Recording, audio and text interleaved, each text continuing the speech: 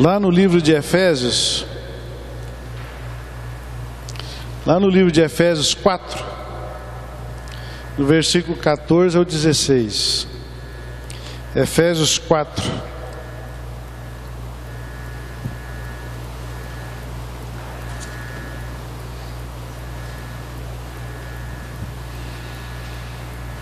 Efésios 4, 14 a 16.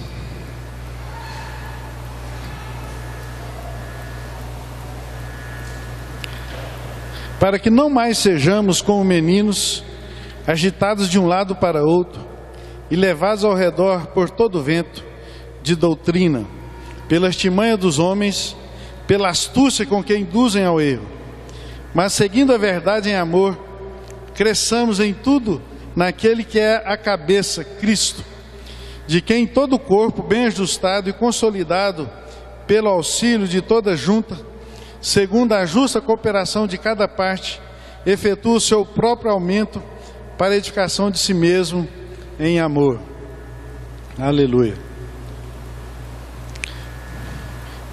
Queridos, a palavra de Deus, ela é tremenda, né? Porque é um livro extremamente atual. Extremamente atual. Tudo que a gente tem vivido, nossos dias, tudo que a gente tem vivenciado nos nossos dias, a palavra já traz isso registrado, né? Quando Paulo estava escrevendo lá, então, essa carta aos Efésios, né? Depois, se você ler desde o início, você vai ver que ele estava trazendo uma série de recomendações para aquela igreja, devido à situação que ela estava vivendo. Então, ele está chamando a atenção para alguma coisa que era a realidade daquela igreja e tem sido inerente aos nossos dias. Tem sido inerente aos nossos dias. Infelizmente, tem se conversado muito sobre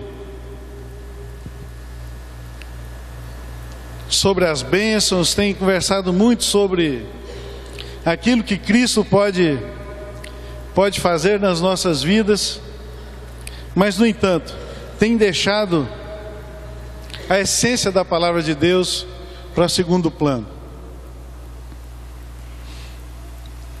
né? A gente tem visto tantas situações na televisão, tantas coisas nas revistas, nos jornais, a respeito de nós, os evangélicos. Cada dia a gente surpreende com alguma coisa nova, com alguma coisa diferente daquilo que é o princípio da palavra de Deus. Eu já falei aqui, né, que às vezes eu acho que só eu faço isso. Quando eu estou em casa, o controle da televisão fica do meu lado, né? Só lá em casa, né? E eu assisto tudo ao mesmo tempo. E a minha esposa fala que não gosta de assistir televisão comigo porque eu não assisto nada. Mas o contrário, eu assisto tudo. E a gente tem visto cada barbaridade, irmãos, né? E essa semana eu me surpreendi, falei, Deus, mas quanta artimanha, né, para estar arrecadando dinheiro, quanta artimanha para estar vendendo bênção, quanta artimanha para estar fazendo com que as pessoas na sua intenção de busca, né, seja às vezes enganada. Às vezes as pessoas estão com uma intenção correta de buscar, de alcançar. Nessa semana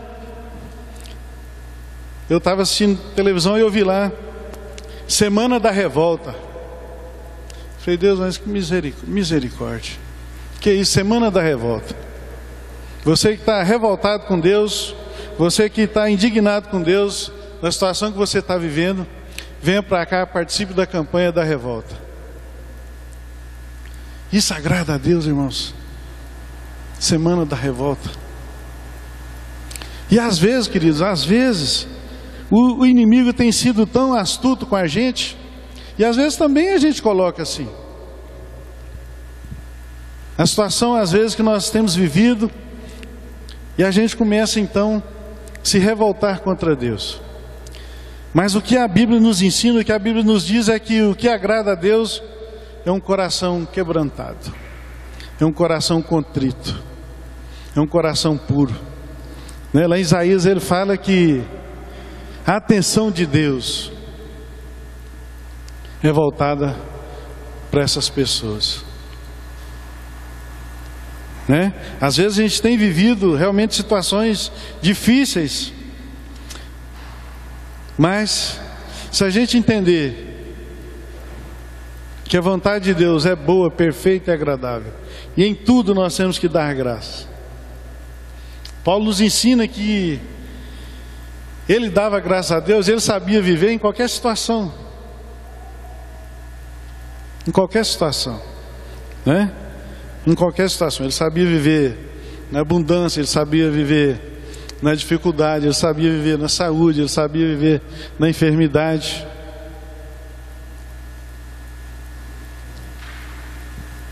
Quando às vezes a gente está no leito, ali do hospital, numa cama, e sexta-feira eu internei 6 horas da manhã e saí por volta das 10 horas. E a gente então, às vezes tem mais um tempo para meditar, para buscar de Deus, para entender de Deus. Eu estava comentando com o Ricardo Otaviano, de 2008 a 2013 são 5 anos, é a terceira intervenção que eu faço a respeito dessas pedras, E aí você imagina então aquela pedra de 2 centímetros te incomodando, fala: Deus, mas como que é que isso acontece? E a gente começa então a questionar Deus, porque fala: poxa, eu sou um cara bom, eu sou um cara que faço a sua vontade, eu sou um cara que cumpro com as minhas obrigações na igreja, eu sou bom nisso, eu sou bom naquilo.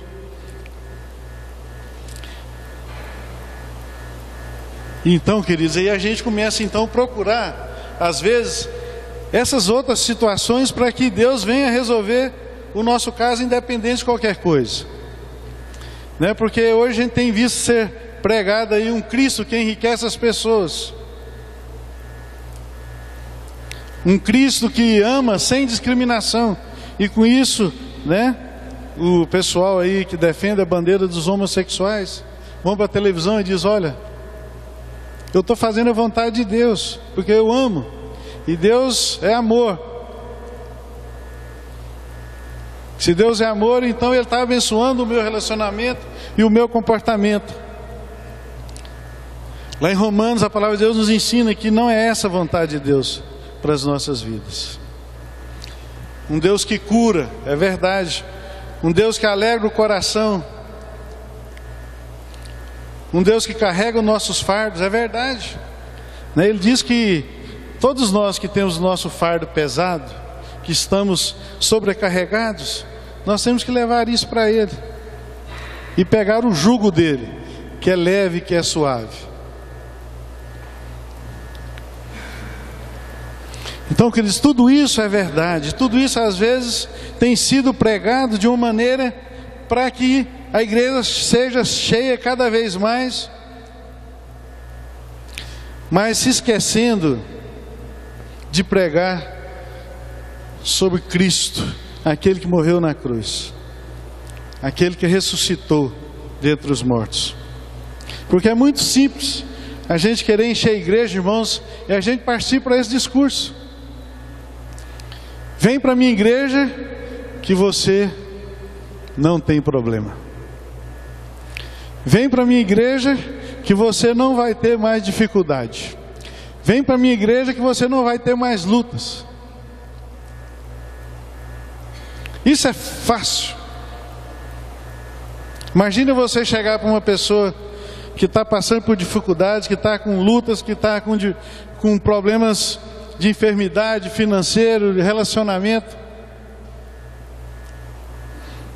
Vem para cá, vem para a minha igreja. Vem para a minha igreja. que os seus problemas estão resolvidos. Outro dia eu vi, não sei quantos já assistiram aí, tem um novo programa na televisão chamado OBC, o Brasil em Comunhão. Alguém já viu? Aí o bispo ministrando, falando sobre dízimos, sobre ofertas. E aí, num determinado momento do apelo dele, ele diz: quando eu era simplesmente um pastor, Deus sempre me abençoou. E agora que eu sou bispo, estou aqui nessa obra, com certeza Ele vai abençoar essa obra ainda mais. Queridos, Deus não olha título, Deus não olha função. O que Deus olha é o nosso coração. O que Deus olha é o coração de cada um de nós. Nosso coração está em título, está em cargo, está em função. Então, queridos, quando Paulo escreve isso, olha, não sejamos mais como meninos. Vocês viram meu netinho aqui correndo de um lado para o outro, né? A filha dela brincando aqui. Porque às vezes a gente escuta, fala assim: olha, lá na igreja tal, lá agora tem a cura, os irmãos lá são canelinha de fogo, lá tem unção, lá tem poder. E aí a gente vai. E aí chega lá, a gente se frustra, a gente se decepciona. Por quê? Nós estamos buscando as bênçãos. Estamos correndo atrás de sermos simplesmente abençoados. Mas não queremos servir. Não queremos o senhorio de Jesus sobre a vida de cada um de nós, sobre as nossas vidas. E aí é muito fácil, é muito simples, não é? É aquele negócio que a gente sempre ouve por aí: sempre vem a nós, quando é vosso reino, ninguém quer fazer. Então, queridos, se a gente não amadurecer, se a gente não deixar de ser criança, como Paulo está falando, a gente vai continuar sendo levado por qualquer vento de doutrina. Qualquer vento de doutrina. Quando a gente vem para a igreja, às vezes a gente vem com o coração simplesmente para ser abençoado. Eu vou lá porque lá tem um louvor abençoado, tem uma palavra abençoada, sendo que tem que ser o contrário. A gente tem que vir para a igreja para abençoar. A gente tem que vir para a igreja para dar uma palavra de ânimo para o nosso irmão, para dar uma palavra de ânimo para o nosso amigo, para dar um abraço. E quando a gente vem só para receber, aí muitas vezes a gente começa a murmurar: o louvor está ruim, a palavra está ruim, o café está ruim. Sendo que quando a gente vem para abençoar, aí que nós somos abençoados, aí que nós recebemos. Quando nós temos várias experiências, quando você vai visitar algum irmão que está enfermo, que está com alguma dificuldade, a gente vai no intuito de abençoar. Quando a gente sai de lá, a gente sai o quê? Abençoado, né? Às vezes aquele irmão que está lá passando uma dificuldade, ele dá uma palavra de ânimo para a gente. Alguém sabe o que eu estou falando? Alguém já viveu isso? Né? Aleluia. Mas é isso que acontece, né? Porque quando a gente fala então da cruz de Cristo, isso é escândalo. Foi escândalo para os religiosos. A cruz de Cristo foi tropeço para os intelectuais, né? Para aqueles que queriam uma explicação lógica e provas visíveis. Quantas vezes Jesus foi interrogado pelos fariseus, pelos próprios discípulos, né? Querendo conhecer mais, querendo entender mais. Quando Jesus fala dele com o Pai, os discípulos, os fariseus falam: rapaz, isso é coisa do diabo. Isso é coisa do diabo. Como é que ele está falando essas coisas? Aí fala, então mostra-nos o Pai. Ele fala, você tem que me conhecer. Se você me conhecer, você conhece também o meu Pai, né? E a cruz, ela condena então a salvação pelas obras e anula a possibilidade humana de dar uma mãozinha ou ajudar a Trindade.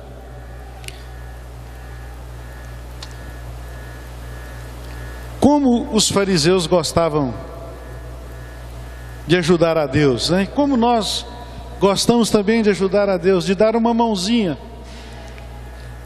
aquele jeitinho clássico chamado jeitinho brasileiro, né? Os fariseus iam para as praças, né? E batiam no peito e diziam, olha, obrigado, meu Deus, porque eu não sou não sou como esses pecadores, né? E a gente também gostamos de dar essa mãozinha para Deus. Basta a gente estar numa dificuldade, basta a gente estar numa adversidade. Alguém sabe o que eu estou falando ou não?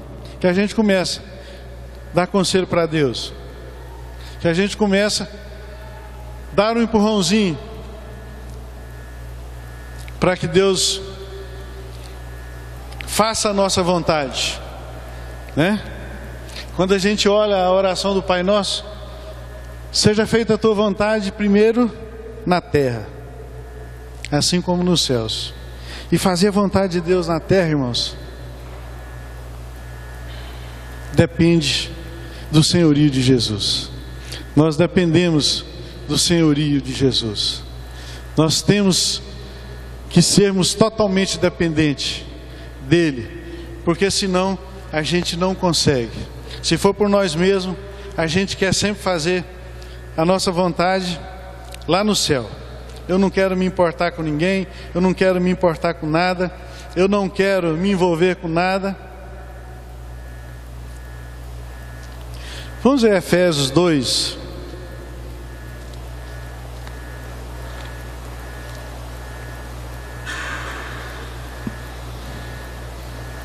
Efésios 2, 8 e 10.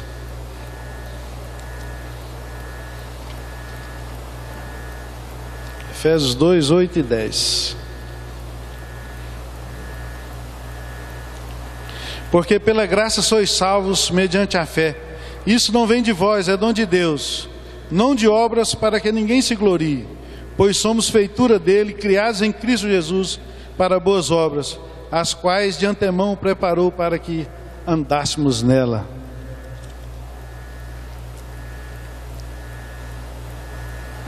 Então, queridos, a cruz, ela condena tudo isso. Ela condena o nosso jeito. Ela condena a nossa ajuda. Ela anula totalmente a nossa capacidade. A cruz de Cristo, ela nos mostra que a natureza humana produz, que é o pecado, que é a ira de Deus. A cruz, ela mostra que Deus pagou o preço pelo perdão dos nossos pecados.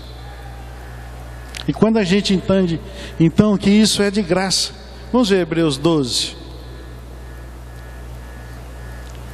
Hebreus 12.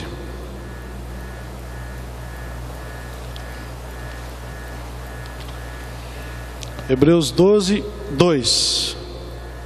Olhando firmemente para o autor e consumador da nossa fé, Jesus Cristo, o qual em troca da alegria que lhe estava proposta, suportou a cruz, não fazendo caso da ignomínia, e está sentado à destra do trono de Deus.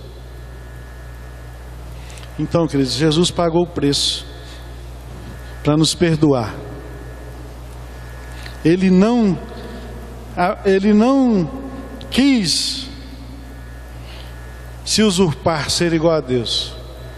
Ele se esvaziou, ele se doou para que os nossos pecados fossem perdoados.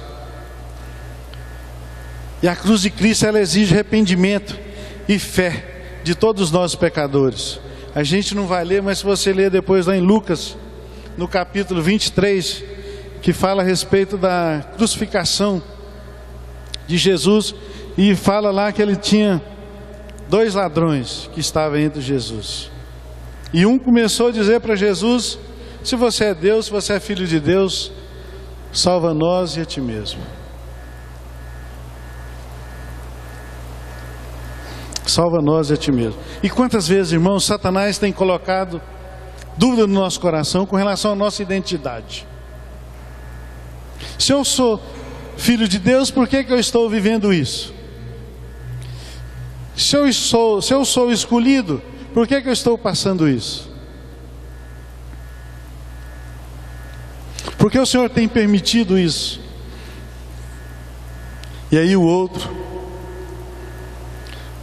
fala: rapaz, cala a boca, você não sabe o que você está falando. Nós estamos aqui porque merecemos. Estamos aqui porque somos culpados. Mas Jesus não. E volta para Jesus: Jesus, tem misericórdia de mim. Lembre-te de mim quando estiver no seu reino. E qual a resposta de Jesus?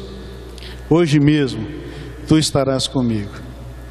Então, queridos, esse é o evangelho que nós temos que pregar. É o evangelho da cruz, é o evangelho do arrependimento, é o evangelho da ressurreição, é o evangelho que Cristo é o único modo que a gente possa ter de ligação com o nosso Deus. E a ressurreição é a garantia de que toda a palavra de Deus permanece para sempre. Jesus Cristo está vivo para garantir tudo aquilo que Ele já realizou e que ainda vai realizar nas nossas vidas. E o que a gente tem visto, irmãos, então, é um cristianismo, é a propagação de um cristianismo que não transforma, que não muda, né? Nada mais importa, porque eu já aceitei Jesus e continua da mesma maneira, sendo corrupto, sendo impuro, sendo maledicente, sendo amante do dinheiro, sendo inescrupuloso. Está tudo bom, pois eu já aceitei Jesus. Quando Nicodemos vai conversar com Jesus, ele estava querendo saber o que era preciso para que ele herdasse a vida eterna. Jesus fala: você tem que nascer de novo. E a Bíblia diz que Nicodemos era um cara entendido. Ele era um dos doutores da lei. Traduzindo para os nossos dias hoje, Joaquim Barbosa, que está em evidência aí. E começa a conversar. E aí Jesus fala: rapaz, você não está entendendo. Tem que nascer de novo. Tem que nascer na água, do Espírito. Esse nascer de novo tem que ser completo. Esse nascer de novo tem que trazer transformação. Esse nascer de novo tem que trazer mudança. Porque esse tipo de evangelho que não traz transformação, depõe contra essa palavra, né? E a Bíblia diz que se vier alguém, se vier um anjo e anunciar alguma palavra que não seja esta, que seja anátema, né? Ou seja deixar de fora, que você não dê guarida, que você não dê atenção. Quem foi chamado por Cristo foi chamado para obedecer. Vamos ver Mateus 12:50. Mateus 12:50.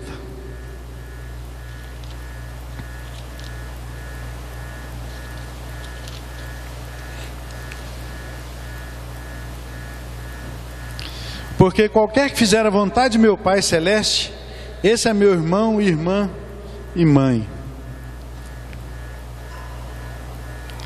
Então nós temos que fazer a vontade de Deus. Para fazer a vontade de Deus, nós temos que fazer o quê? Obedecer.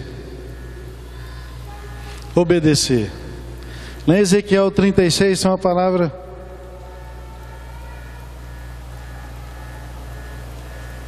Ezequiel 36, 26. Dar-vos-ei o coração novo, e porei dentre vós espírito novo. Tirarei de vós o coração de pedra, e vos darei coração de carne. Aleluia. Dar-vos-ei coração novo, e porei dentro de vós espírito novo. Tirarei de vós o coração de pedra, e vos darei o coração de carne. É novo coração, irmãos. É novo nascimento. As coisas velhas se passaram, e eis que tudo se fez novo. Não podemos receber esse evangelho, não podemos querer anunciar esse evangelho e sermos as mesmas pessoas, continuarmos fazendo tudo igual como a gente fazia antes, né? Não tem como a gente tomar uma decisão sem o compromisso e sem aceitar o senhorio de Jesus.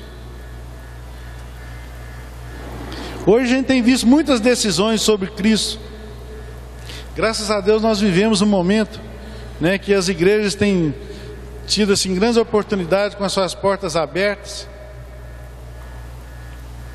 Entretanto, a gente vê que muitas decisões, elas não se perduram. Quando Jesus diz para a gente, para que a gente vá e que dê frutos, e frutos que permaneçam. Frutos que permaneçam. Então nós temos que ir e produzir frutos, e frutos que permaneçam, né? Então, muitas vezes, muitas decisões não têm gerado esse comprometimento. Às vezes, hoje é modismo, né, ser cristão. A gente já está chegando aí a 30% da população brasileira. É o maior crescimento, segundo o IBGE, um dos maiores crescimentos do mundo, né? A gente está chegando a 30%, então virou modismo. O mercado evangélico tem aquecido assustadoramente. Não sei quem viu na Veja, acho que 1 ou 2 semanas atrás, que a Globo colocou agora um diretor, você viu, né? Um diretor para tratar dos assuntos dos evangelhos dentro da Rede Globo. Por quê? O mercado está aquecido. A maior empresa de mídia do Brasil escalou um diretor para tratar dos assuntos evangélicos dentro da emissora.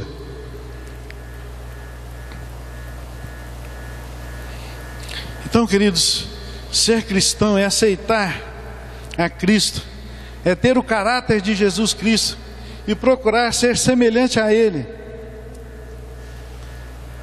É fácil? Não é fácil. Vamos ver lá 2 Coríntios 5,17. 2 Coríntios 5,17.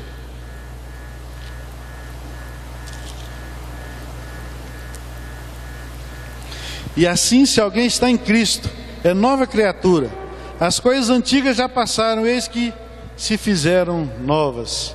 Aleluia, né? Nós já comentamos.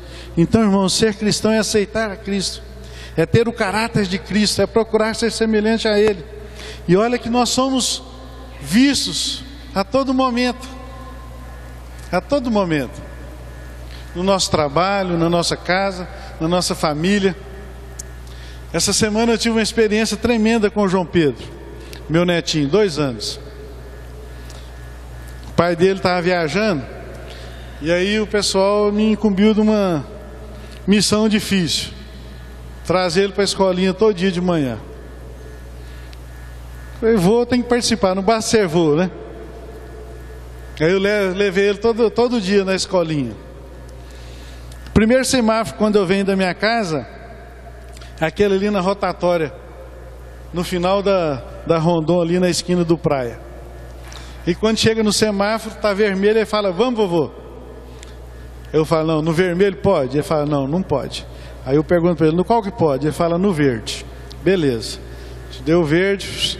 Segundo semáforo, amarelo, Vovô, no amarelo pode? Vovô, no amarelo pode? Falei, não pode. Vovô fez errado.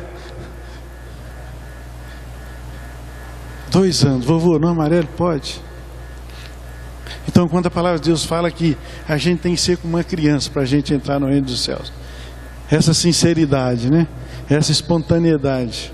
Eu tinha acabado de ensinar ele 5 minutinhos atrás que só podia no verde. E ele estava atento, eu passei no amarelo. E assim é no nosso trabalho. Pode ter certeza disso. Quando você chega no seu trabalho, você é visto diferente. Quando a gente está numa reunião no meio da nossa família, nós somos vistos diferente. Se a gente fizer alguma coisinha, vem o dedo, pá! Ou é só na minha família que acontece isso? Se você fizer qualquer coisa, você é cobrado, paf! Né? Então, queridos, nós temos que ter esse caráter, procurar ser semelhante a Jesus. E quando então vem falando para a gente que esse evangelho ele é sem sofrimento, ele é sem luta. Vamos ver Salmo 34, 19. Salmos 34, 19.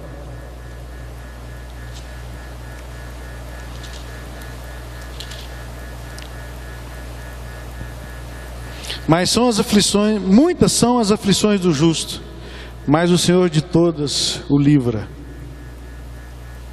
Nós vamos ter luta, nós vamos ter dificuldade, vamos ter aflições, vamos ter. Lá em João ele fala a respeito disso também. Muitas são, não são poucas, irmãos, são muitas. Quando a gente vê lá no Salmo, né? Salmo 1, o Senhor é meu pastor, nada me faltará. E aí está falando que não vai faltar nada, inclusive as aflições, inclusive as dificuldades, inclusive as lutas. Mas a grande diferença é quem vai nos livrar. Quem vai nos livrar? Meus irmãos, a ênfase na prosperidade, reduzida apenas ao dinheiro, a bens, conforto, gastança, tirou o foco bíblico do que significa prosperidade. Se a gente for olhar diante da luz da palavra, prosperidade significa ausência de necessidade. Prosperidade significa ausência de necessidade. E nós temos a certeza nessa palavra que nenhum justo mendigará o seu pão. E às vezes a gente fica correndo atrás daquilo que é palha. A gente fica correndo atrás do vento, atrás daquilo que não é pão.